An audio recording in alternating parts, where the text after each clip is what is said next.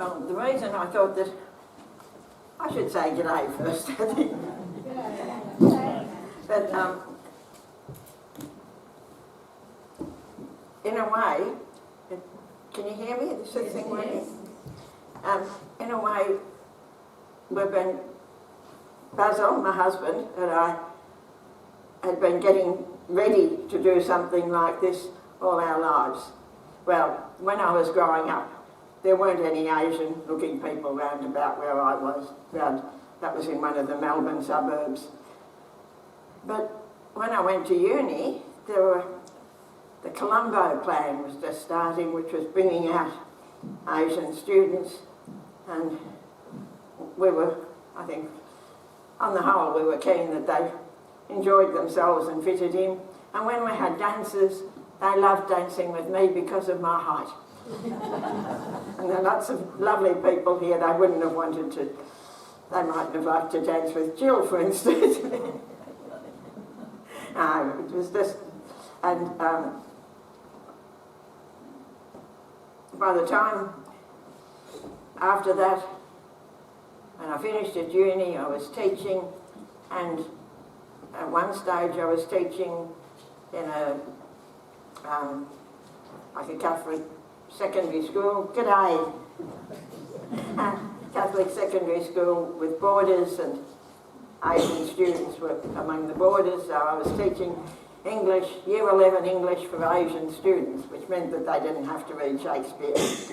And then we'd come on here, in between times, where my mother was living, and she died by the time we came out of the state, but we were living one side of Melbourne, she was the other, and on the way home, we'd go and see her on the afternoon, and on the way home, we found there was, in Essendon, there was a cute little Chinese sort of takeaway place, and you took your own pot and they filled it up with all sorts of good things and didn't charge you much.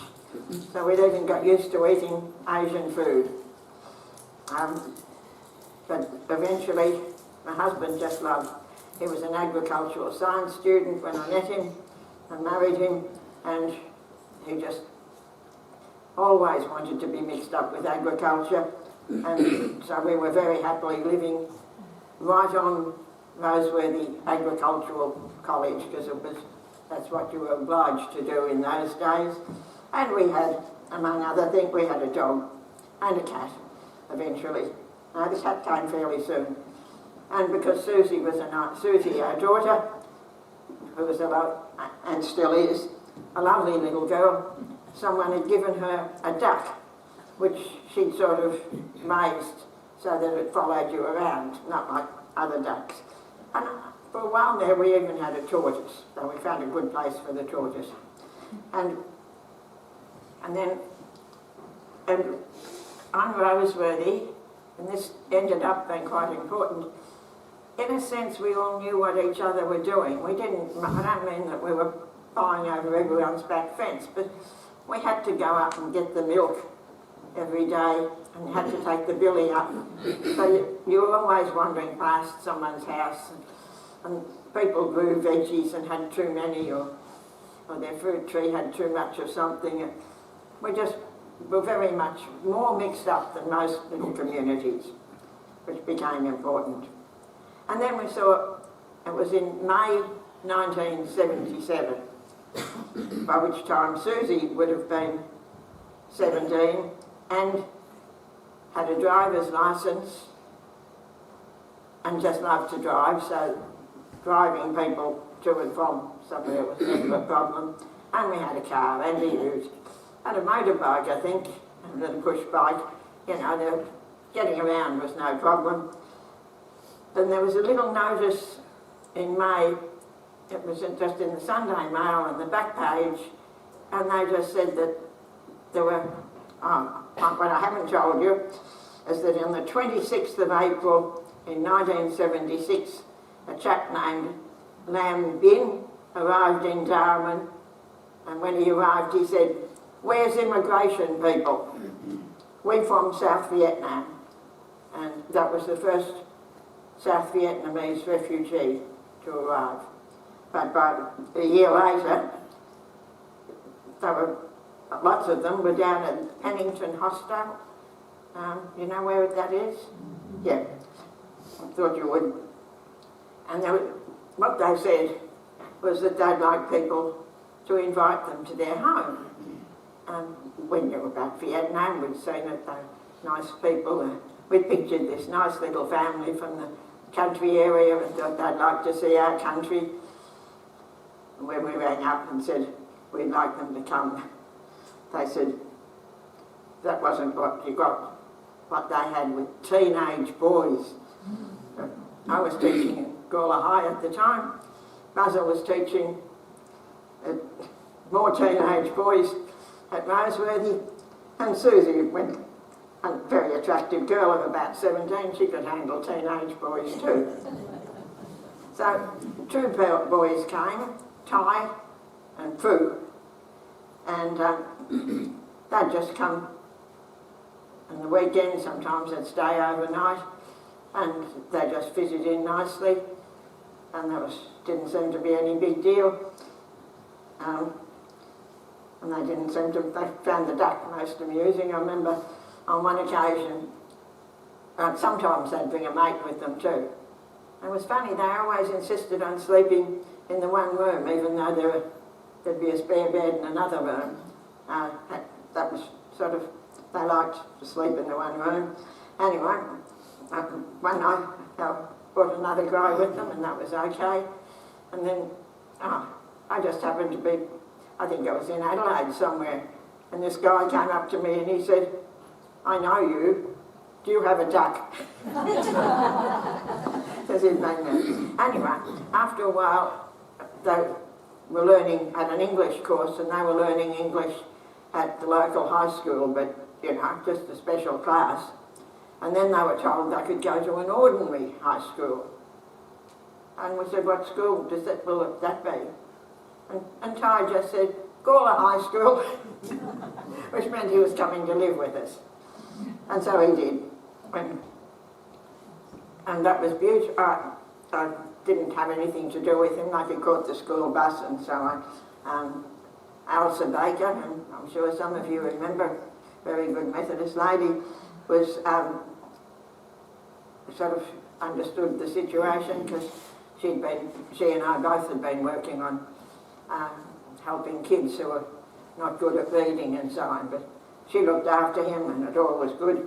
And our next door neighbours, I think it was, were pretty good at tennis, but that meant they also had a tennis table. And before we knew where and then I said how people at Roseworthy always sort of just knew what each other were doing. The guy from the library liked to talk languages, and he was worried that he was losing track of his Chinese. And so what he did was that he got to know Ty, and I think it was every Friday night, he'd come and collect Ty, take him up to a Chinese doctor whom we never met, up at Hamley Bridge. And they all talked Chinese, had a Chinese meal, and played table tennis. And I think we must have gone to collect him for that, but as I said, it was no bother. There was always someone who'd go for a drive. But after a while, do you remember, probably lots of you remember that table tennis was big and all the different churches had teams and so on. Well, after a while, Ty started playing table tennis with the St. Joseph's Club. And that was just so beautiful.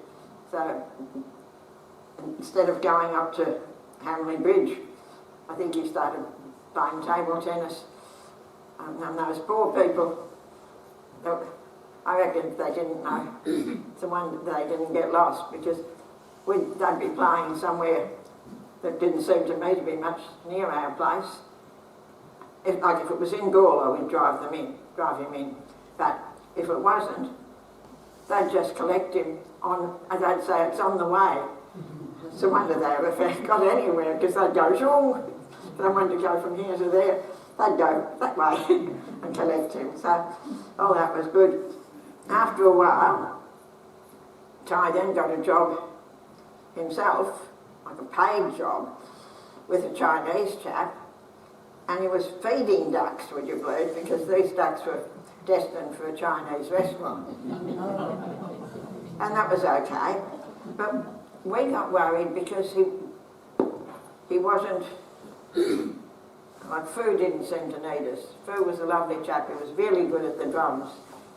Even you can make butte drums with chopsticks and a cake tin.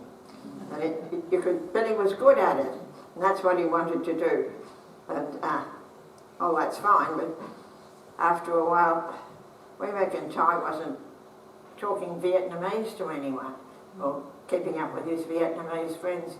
So even though we knew he was not at all a Christian, we said we wanted him to go to Mass because there was a new bishop, no, it wasn't a new bishop, Archbishop Faulkner down in town said that he wanted to meet the Vietnamese, and Archbishop Faulkner was a tall chap, and I can remember it now. After the Mass we all went over a place like this to have supper, and there was this tall bishop and all these little dark-haired people all around him. Should have taken a photo of that, I think.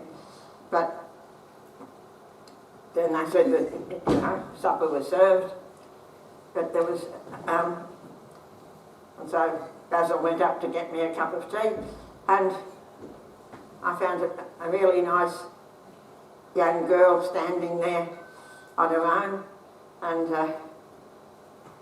then Basil came back with my cup of tea, and her husband came back with his, and that was just beautiful. We said, we'd like you to come to visit us. Basil had a very clear way of speaking to Vietnamese. You could tell if he was talking to Vietnamese on the phone. He said, we would like you to visit us at our home. And Lee, the husband, said, and we would like you to visit us at our home. But they were living at Pennington Hospital, and we knew our way around Pennington Hospital because we'd been going there to collect Thai and Fu and so on. And that was just really good. And I don't know whether you've worked it all out, but that was Lee Van Yu and his wife, and we met. But I think shortly afterwards, probably the same week, we were actually going to a meeting down there and went down a bit. The meeting had nothing to do with, I think it was the Australian Institute of Agricultural Science or something, but we just went a bit earlier and called in on them. They couldn't believe it, that we'd actually turned up to visit them. So then they were willing to come to visit us and so on. And all this is going on, and we're just gradually sort of finding out about Vietnamese. Meanwhile, up at the Gawler Hospital, two nurses, Bernie Smart and Kathy O'Grady, reckoned they wanted to help, and they wanted to raise some money.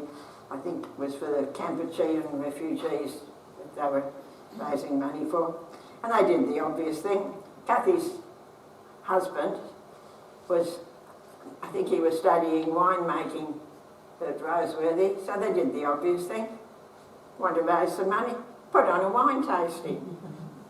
And I know that Susie by this stage was, she was also a student at Roseworthy, and I remember her, she was one of the waitresses or whatever you call them. We went along. It was interesting. It seemed that the people, like the winemakers who came along to bid, they'd also donated wines. And if you were a good winemaker and you donated a wine, you'd be sure that when the auction came, and they had a wine auction to auction off the wines, that it would be someone else who was a good winemaker who wanted to taste what you thought was your best and so on. Had raised $850, would you believe, in one night. It was the only time, it wasn't as if anyone was having wine tastings all the time. Anyway, meanwhile, and where are we? There's a little, over there, I've just got a few things I'd like you to, or you're free to look at later. But in 1979, we decided that, when I say we decided, I don't even know that we formed ourselves into a proper group by then, but we brought up a buses brought up lots of refugees. I don't know how many, I think it says over there, from Pennington Hospital to have a picnic. They were, how can I explain where it was? You know where Dan Murphy's is now? Well, that was the Baptist church, and if you go down from that and onto the, they call it Apex Park, I think, there, and I can still remember, nothing against the Baptists, but they had a terribly heavy kettle and it was boiling. It was all I could do. And I was worried because we'd bought food to share, but there seemed to be, I reckon there were 80 of them or something. It was a couple of bus loads anyway, and everyone seemed to be there. And Mike Johnson, Gawler people were just so good. He said, don't worry, I've got the keys of the shop in my pocket. And we didn't need to use it, but it was just so much of what we did do. Anyway, I'm going to look at page 30. And we formed ourselves into the Indo-China Refugee Association called ICRA. And that was a group down in Adelaide, so we just became a branch of them. And Jeff O'Grady, who's, you know, just going along with things with what his wife had done, he ended up being our president, and he said, he told me this the other day, he aged 20 years that year, in 1 year. And like there was information coming from the immigration department and so on. And we ended up, I think 30 of us were attending the meetings, which isn't a bad number. And anyway, we decided we'd do it. So the Gawler ICRA, Jeff O'Grady and his mob, said they'd coordinate sponsorship and organise classes and things like that, because there's a fair bit to be done. And various churches said they'd join in, and I suppose it might be about now, maybe the time to say that. I wonder, would any of you remember Pastor Sander? Some of the Lutherans here? Yeah, a really good man, but he'd been part of looking after refugees after the Second World War, and he sort of knew what to do in a way that perhaps the rest of us didn't know. And as well as that, how much is it we pay for this, for the use of the hall? Something like that. But we could use it any time. Like the Lutherans didn't know how to charge us any money, thank goodness. No, it was, well, it was just great. They were so good about that. And so it was that we organised a house, and like as the Catholic Church organised a house. Other groups organised houses too, but there was no, how do you explain it? Like we didn't have a clue what you need, and we didn't know when they were coming, but anyway, we organised the house. I was sometimes in our lunchtime at Gawler High, I'd go down and collect whatever, wasn't really mail, but you know, all the things that used to be in letter boxes, and if there was any fruit on the trees, I'd eat it and talk to the neighbours and do things like that, because I thought the neighbours should know what was going on with the house.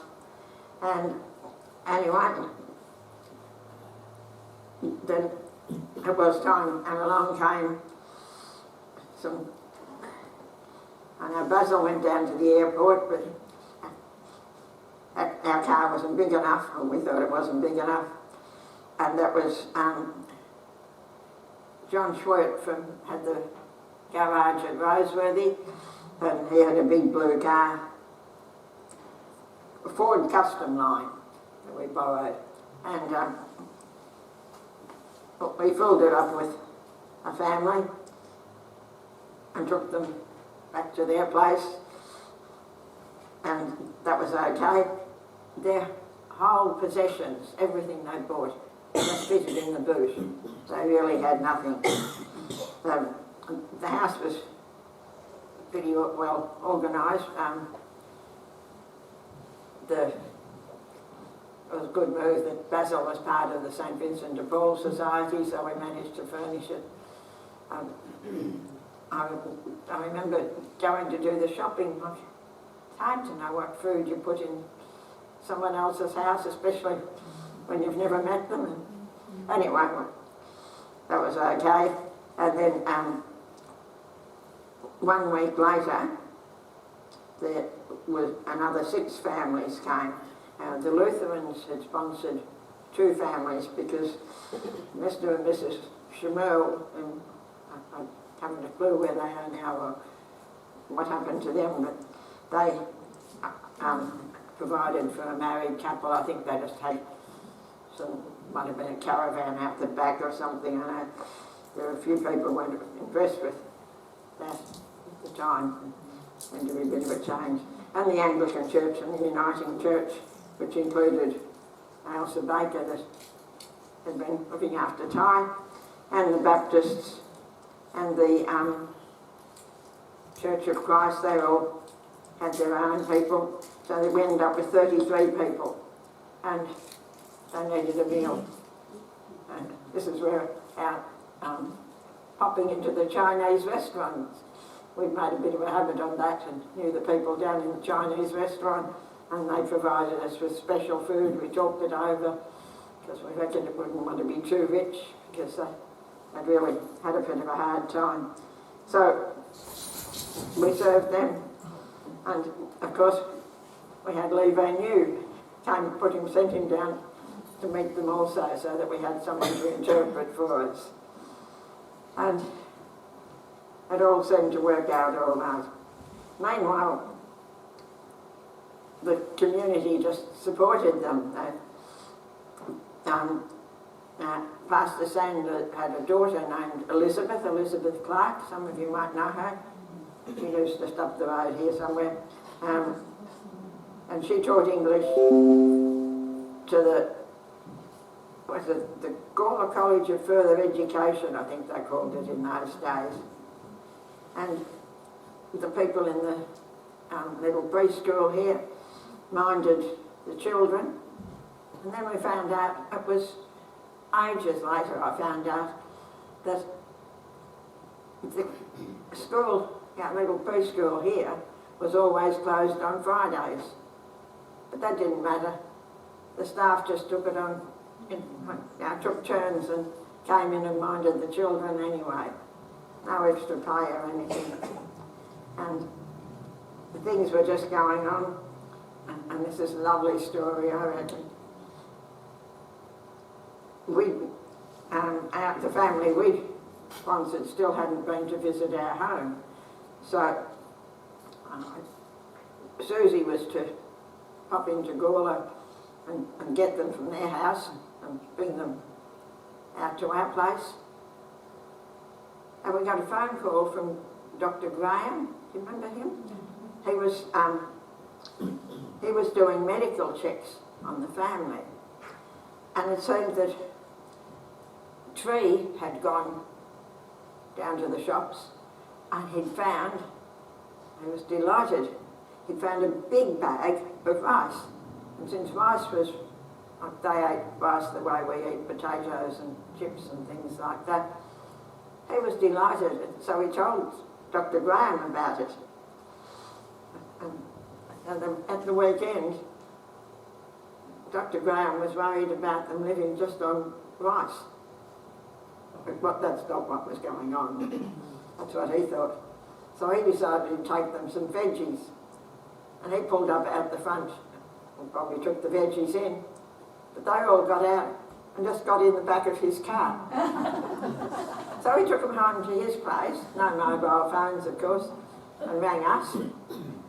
So Susie went for a drive to his place and collected them. But there were so many funny things like that. And gradually they settled in and learned, and they were riding bikes, they were good at that. And sometimes they went on the right side of the road, or the left side of the road, whichever way you want to think about it. And they went shopping, and the kids went to the primary schools, and everyone just seemed to be good. No, I don't know, now think hard. When, at your wedding, or perhaps when you organised a wedding for your children, did you remember to invite the school bus driver? Because we needed a wedding, like we needed to know about weddings, because in the ones that came to us, it was, I've got it all written down exactly who it was, but like it was some parents and some children, but also it was a sister-in-law. And then after a while, this guy came down from Queensland who was obviously engaged to her. I remember she was saying they didn't know what to call him. And then we worked it out. And then we had a wedding. And someone had given Anne and Tree, who were the ones that we'd sponsored, like the Catholic Church had sponsored, but someone had given, in the camp, had given Tree a Bible, or probably just one of those little ones, but he was very grateful for that, and that was good. And so when he was asked his religion, he said he was Baptist, and that was fine. When they went to get married, they went to see the Baptists. Now their weddings, clothing and customs are quite different from ours. And when the Baptist minister's wife, how would you put it? Like when she realised they didn't have a white dress for the wedding, but you've got to have a white dress for the wedding, so she made one. The things people did, if you just think about it, it was just amazing. And that's when it was for that wedding that we definitely had to use John Schwartz's car again. And I think it was Mike Johnson's daughters went to a lot of bother to decorate it so that it looked like a proper car. And anyway, we got through that. Basil used to say he was the only person who'd ever gone straight from the Baptist church with the keys to the Baptist church in his pocket straight across to the Southern and brought the grog for the reception. This probably was right. And I'm just going on and on. There's just so many things just kept happening. There was, I think that when we're talking about the religion, it's worthwhile realising that the Lutherans had sponsored a Catholic family, and ours would being the Baptists, so it wasn't muddled, but it was lovely. And then in November, and this is hard to get across, but they were always quiet and respectful to us. But we decided that we'd have an Asian food stall at the village fair, and that was okay. And so everybody was helping make the spring rolls. They were very definite. Too loose! Too loose! And the women knew how to make rolls, and we were going to put up with the ones that, especially the men, were making. Anyway, and then it came Christmas. Well, the German language, Pastor Sander at the TAFE had a, or whatever they called it in those days, had a language class of teaching the German, and they'd learned how to sing Silent Night in German, which is a reasonable thing to do. But we all got together and had our Christmas party, and the Vietnamese friends were able to sing Silent Night in English. That was pretty good. And Santa Claus came, and he gave out presents all wrapped up, and the kids didn't know to open them up. That was just different.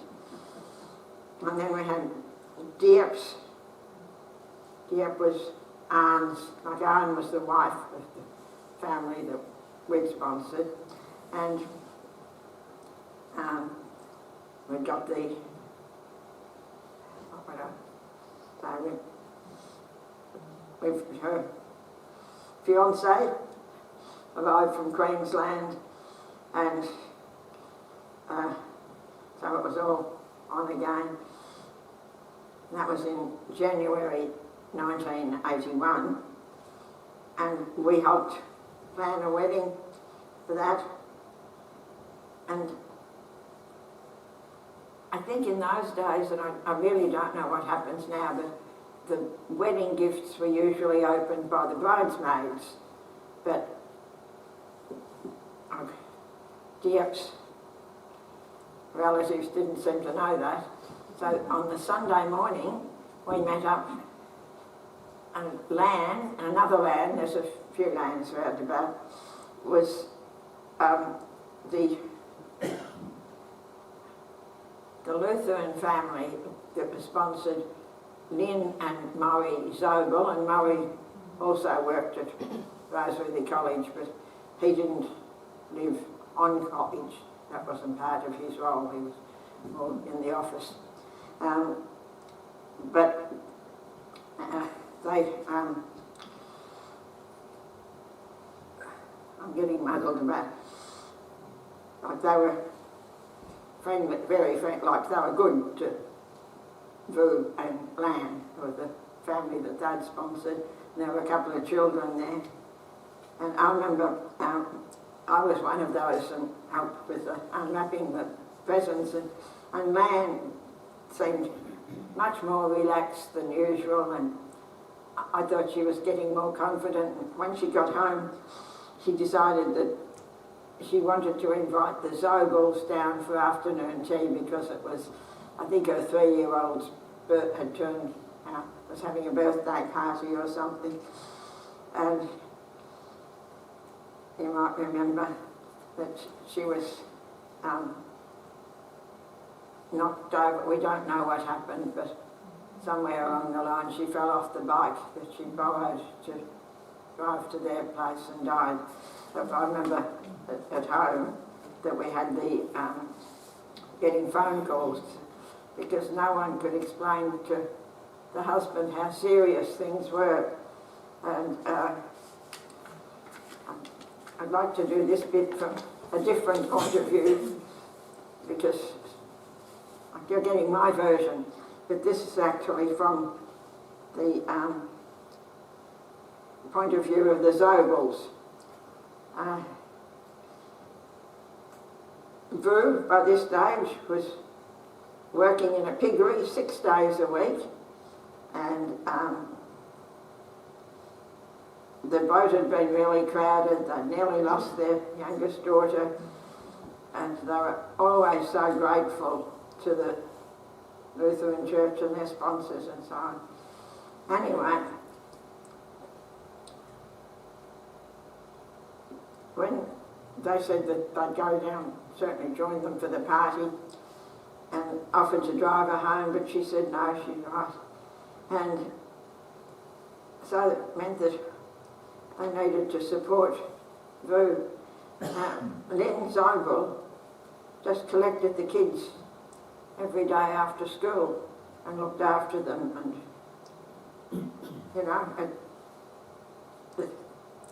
the things people did was sort of out of all proportion for what you'd ask people to do. Eventually some others in the family came, and another one, Lan, motherland, took on the role of mother for the children and support for food. And the lovely part about that is that they did eventually marry. And so that was almost a happy ending. And each year, because we'd had that Christmas party that went so well, we kept having Christmas parties. And I think it's time to have a look at some of the photos, and for me to stop, can I emphasise that the gratitude of the people was amazing. I need to sit down and we can watch the photos.